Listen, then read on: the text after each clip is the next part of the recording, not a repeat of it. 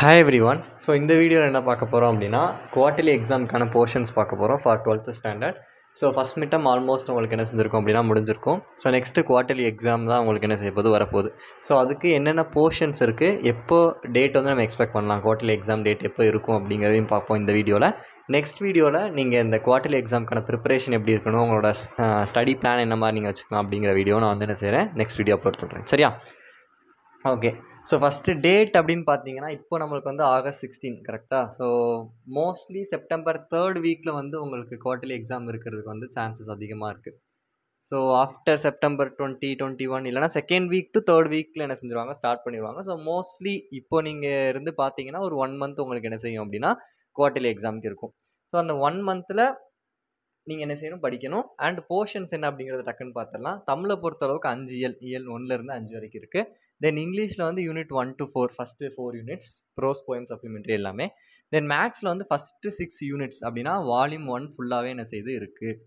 இது வந்து ஒரு நல்ல சான்ஸ் டு கம்ப்ளீட் வால்யூம் 1. ஏன்னா இதுக்கப்புறம் திருப்பி வால்யூம் 1 படிக்கிறதுக்குலாம் உங்களுக்கு சான்ஸ் கிடைக்குமா அப்படின்னு கேட்டால் தெரியாது. எல்லா மெயின் சப்ஜெக்ட்டுமே சொல்கிறேன், மேக்ஸ்க்கு மட்டும் சொல்ல. மேக்ஸ், கெமிஸ்ட்ரி, ஃபிசிக்ஸ் எல்லாமே மோஸ்ட்லி ஃபஸ்ட்டு வால்யூம் எல்லாமே என்ன செஞ்சிடும், கவர் ஆயிரும். எக்ஸ்ட்ராவும் சில போர்ஷன்ஸ் இருக்கும்.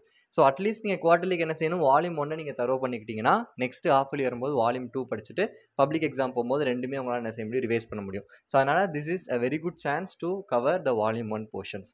அதுலேயுமே மேக்ஸில் ஃபஸ்ட்டு 4 யூனிட்லாம் நீங்கள் என்ன செய்யணும், கண்டிப்பாக தரவா வச்சுக்கணும். அதனால் நம்ம பின்னாடி பேசுவோம். தென் கெமிஸ்ட்ரி பொறுத்தளவு கொஞ்சம் ஹெவியான போர்ஷன். இது வருஷம் இப்படி தான் இருக்கும் கெமிஸ்ட்ரிக்கு. ஃபஸ்ட்டு 4 யூனிட் ஃப்ரம் இன்ஆர்கானிக், அதுக்கப்புறம் 6, 7, 8 from physical chemistry, 11 and 12 from organic chemistry. So இன்ஆர்கானிக்கில் 4 சாப்டர், ஃபிசிக்கலில் 3 சாப்டர், ஆர்கானிக்கில் 2. ஸோ 4, 3, 7, 7, 2, 9 சாப்டர் உங்களுக்கு என்ன செய்து இருக்குது. ஸோ டோட்டல் 15ல் 9 சாப்டர்ஸ் படிக்க போகிறீங்க. ஸோ இதை நம்ம பார்ப்போம் டீட்டெயில்டாக கெமிஸ்ட்ரிக்கு எப்படி படிக்கணுங்கிற ஒரு ஷெடியூலாக நான் உங்களுக்கு என்ன செய்கிறேன் அப்கமிங் வீடியோஸில் கொடுக்குறேன்.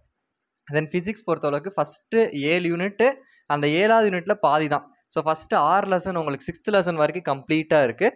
தென் 7th லெசனில் வந்து பாதி வரைக்கும் கொடுத்துருக்காங்க. ஸோ நீங்கள் ஃபோக்கஸ் 6th லெசன் வரைக்கும் என்ன செய்யுங்க, ஃபோக்கஸ் பண்ணுங்கள் இந்த எக்ஸாமுக்கு.